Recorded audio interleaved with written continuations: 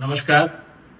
સૌ પ્રથમ તો ગુજરાતના તમામ નાગરિકોને હું આ ચૈત્રી નવરાત્રિના પાવન દિવસોની હાર્દિક શુભકામનાઓ પાઠવું છું.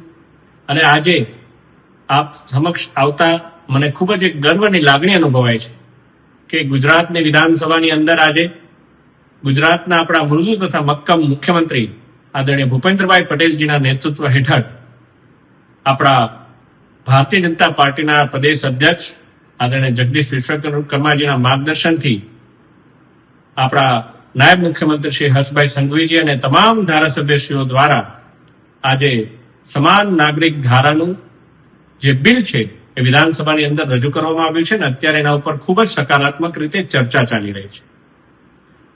મિત્રો, સમાન નાગરિક ધારો એ આપણા ડોક્ટર બાબા સાહેબ ભીમરાવ આંબેડકરજી એમના દ્વારા સંવિધાનની અંદર આર્ટિકલ 44 અંતર્ગત તમામ રાજ્યોને એવી માર્ગદર્શિકા આપવામાં આવી હતી કે આપના રાજ્યની અંદર તમામ નાગરિકો, પછી કોઈ પણ લિંગના હોય, કોઈ પણ ધર્મના હોય, જાતિના હોય, એમને માટે કાયદો એક સમાન રહે એ માટેના પ્રયત્નો થવા જોઈએ. અને જ્યારે અત્યારની વિપક્ષી પાર્ટી અને ખૂબ લાંબા સમય સુધી દેશમાં સત્તા પર રહેલી કોંગ્રેસ પાર્ટીએ હંમેશા સમાન નાગરિક ધારો યોગ્ય સમયે આવશે એ રીતે યોગ્ય સમયની રાહ જોઈ અને ક્યારે પણ સમાન નાગરિક ધારા જેવો વર્તાવ કર્યો નહીં.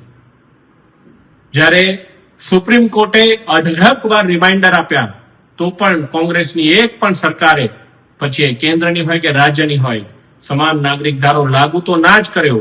પરંતુ જ્યારે એક કેસની અંદર સુપ્રીમ કોર્ટે લેન્ડમાર્ક જજમેન્ટ પણ આપ્યું ત્યારે એ જજમેન્ટને રિવર્સ કરવા, અમુક ધર્મના ઠેકેદારોને સાચવવા માટે દેશની મહિલાઓ સાથે અન્યાય કર્યો.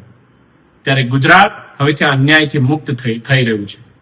અને ગુજરાતની અંદર જ્યારે આપણે વિકસિત ભારતનું સ્વપ્ન વિકસિત ગુજરાત થકી જોઈ રહ્યા છે, આદરણીય વડાપ્રધાન શ્રી નરેન્દ્રભાઈ મોદીજીના નેતૃત્વ હેઠળ આપણા માનનીય મુખ્યમંત્રી શ્રી ભૂપેન્દ્રભાઈ પટેલજીના માર્ગદર્શનથી ગુજરાત હવે સમાન નાગરિક કાયદો લાવી અને રાજ્યની અંદર તમામ આપણા બહેનો, દીકરીઓ, માતાઓ એમને સમાન હક મળે, સમાન અધિકાર મળે અને એમનું વેલ ડિઝર્વિંગ સન્માન છે, આ સન્માન મળે એ માટેનો પ્રયાસ કરી રહ્યું છે. ત્યારે અને આપણા માટે તો ખૂબ સારી બાબત એ છે કે નવરાત્રિની અંદર આ બિલ વિધાનસભામાં રજૂ થયું છે.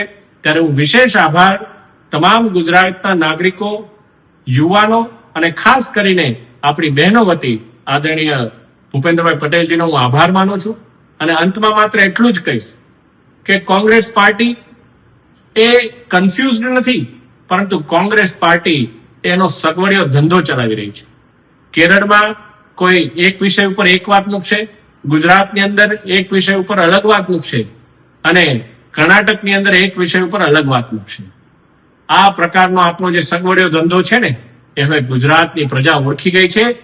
અને આ અધર્મના માર્ગ પર આપ જે ચાલી અને મહિલાઓના અધિકાર છીનવવાનો આપ જે કારસો રચ્યો હતો, આ કારસાને આજે ગુજરાતે દેશનું બીજું રાજ્ય એવું બની અને વિધાનસભાની અંદર આ કાયદો લાવવાનો પ્રયાસ કર્યો છે.